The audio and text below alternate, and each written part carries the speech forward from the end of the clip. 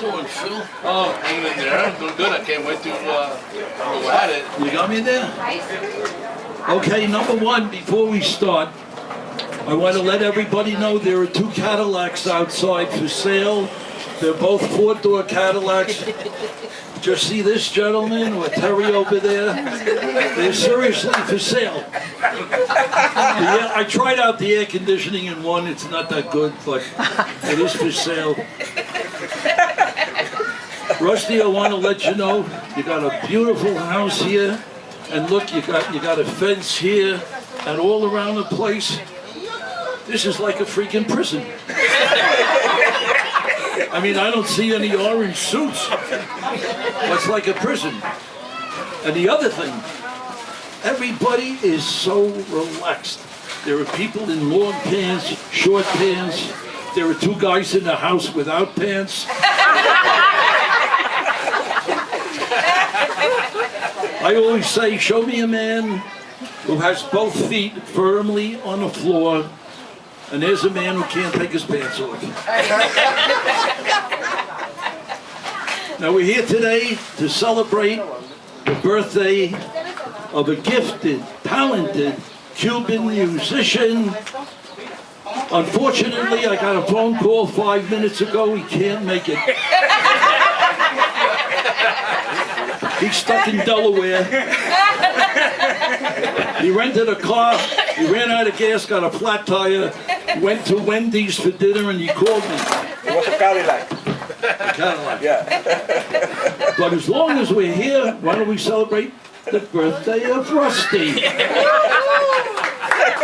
Why don't we give him a hand?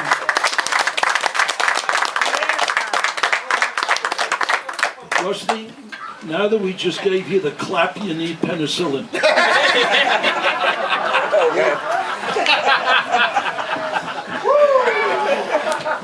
Now let me ask you, you speak Spanish? A little bit. ¿Cuántos años tiene? 60. 60? Yes. Jesus, you never tell people you're 60, you say 70. Why? Because when people are driving home in a car, they're going to say, you know, for 70, the guy looks good. He's handsome, he's young, he has vitality. When you say you're 60, they're going to say to themselves, look, another guy turned 60, big deal. You got to lie about your age like I do. I want to let you know there's a golf club not too far from here. It's a very famous golf club. The best golfers in the tri-state area go there. It's open from 7 in the morning till 7 at night. They're so busy that a month ago they decided to open up at 10 o'clock at night till 3 in the morning so blind people could play.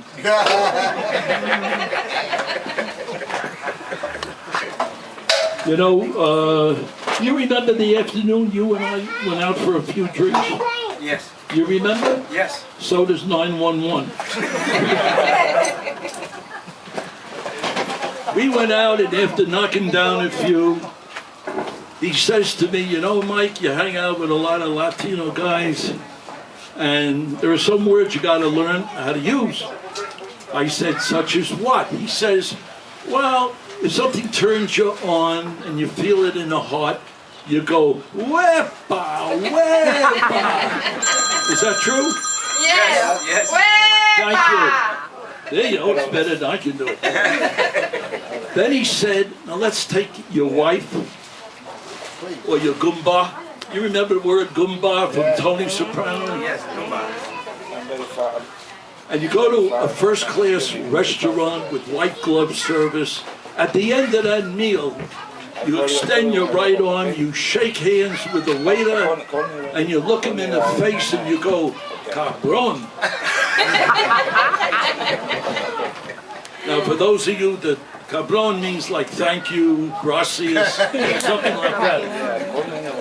I was thinking of, with the 3 of us, were thinking of opening up a club, calling it Club Cabrones.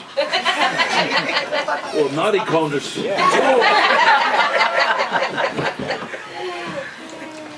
Then he tells me that one time he was in a club at 1 o'clock in the morning and he discovered this is unbelievable, the way to turn a dog into a fox.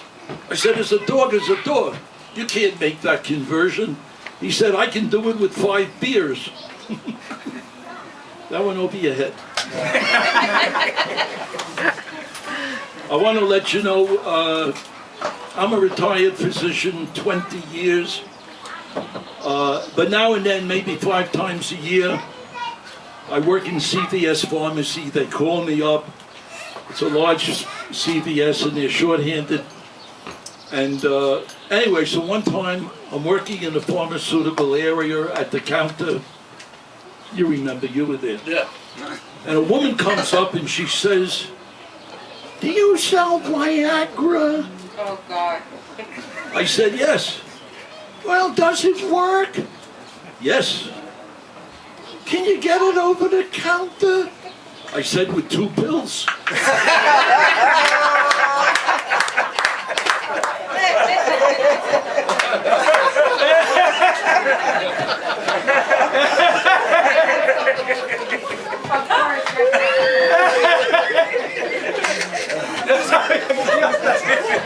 You know, I told Rusty, I do club work, and I said, I'm not going to use any off-color words, you know, I'm not going to curse or anything like that. So this is the first time I'm doing a bit with, you know, everything is clean. Which reminds me, if you have to go to a bathroom, they're all transgender. Now, so I'm at the counter, and a guy comes in with a cough. He says, "Doc, you got to help me." He says, "I'm coughing 3 days, 3 nights." Well, I knew there was no cough medicine because this was January, and everybody was coughing. So I said, "Listen, I'm going to give you this liquid, 3 ounces, just drink it down. Your cough will stop." The guy thanked me. 30 minutes later, the main pharmacist comes over to me. He says, "You know, Mike, take a look in the corner of CVS up against the wall. There's a man there. He's leaning up against the wall, bent over, holding his stomach. He looks like he's in pain and his legs are crossed. That looks like the guy that saw you for the cough." I said, "Yeah, that's him." "Well, Mike, out of curiosity, there was no cough medicine. What did you give him?" I said, I gave him a laxative. He don't dare cough."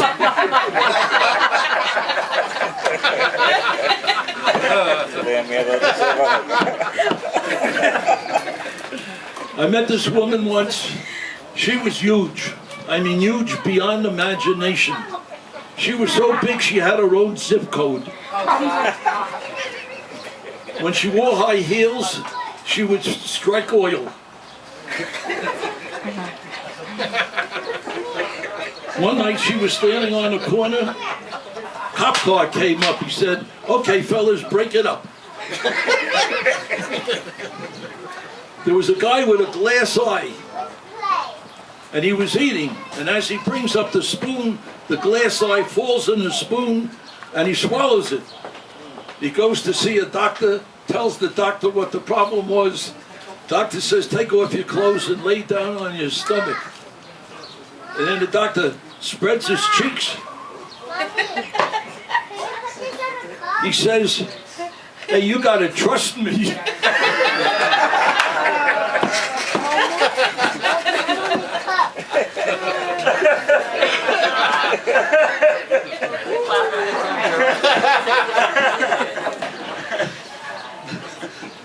I was on a plane going from Chicago to New York. This goes back to when I was in medical school.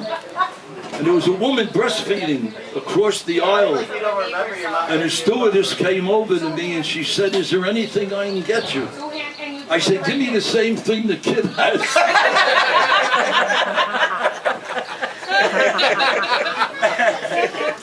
Now I'd like to tell 2 stories that involved Hector. What Rusty did not tell you is we were not only good friends, but I would travel. I was on the road with Hector and his wife, or Hector and the band. So one time, Oh, I'm sorry. I'm not sorry. I'm with Hector alone. We're in Miami Beach, and my mother lived there. So I said, Hector, I'm going to visit my mother. Come along. She said, fine. So we go up to see my mother. My mother had no idea who Hector was. You know, Hector Lavoe, the singer. So we go into the apartment. Hector sits on the sofa. I sit on a chair. And my mother says, Hector, what do you do for a living? So Hector says, I sing. And my mother, like a Jewish mother, she says, but can you make a living? I almost fell to the floor.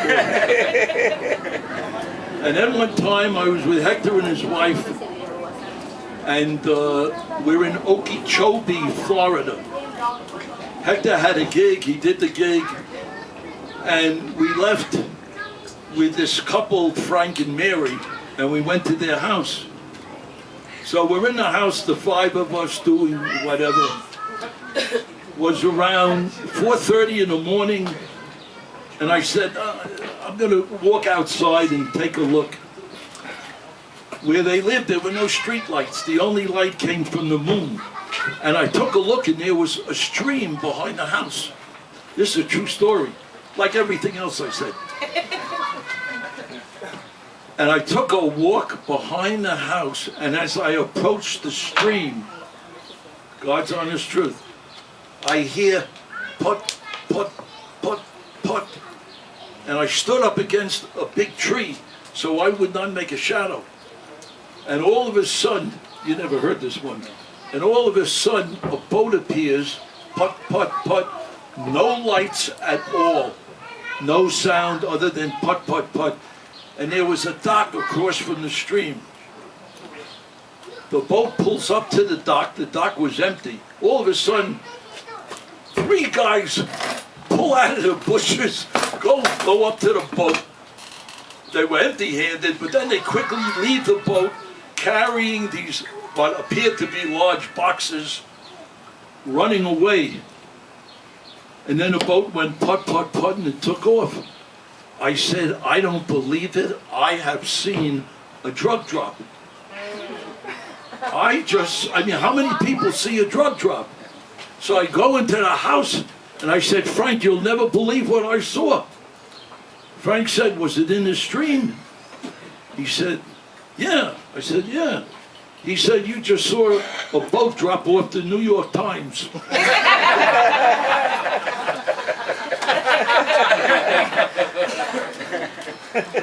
There are no midgets here, are there? I don't want to offend anybody. There are two midgets, they come into money. So they rent 2 rooms in a Waldorf Astoria side by side. So they decide to call up 2 hookers. You weren't there.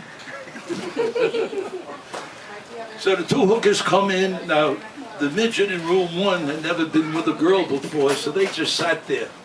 But through the wall, they hear the midget in the second room going all night long. He's going, oh, nunca, nunca, oh. So in the morning, the 2 midgets get together. The first one says, man, nothing happened here, but you were having a ball. You were having a fantastic time.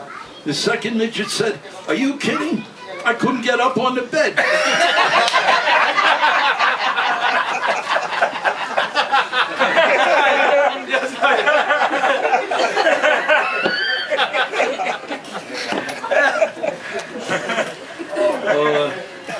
I don't know if I'm going to do any more because most of my stuff is Dirty? Well, you know, it's about prostitutes and stuff like that.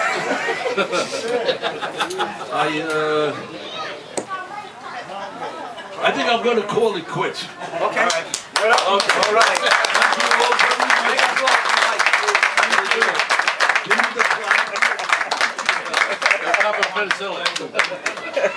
All right, Dr. Mike. Stay well.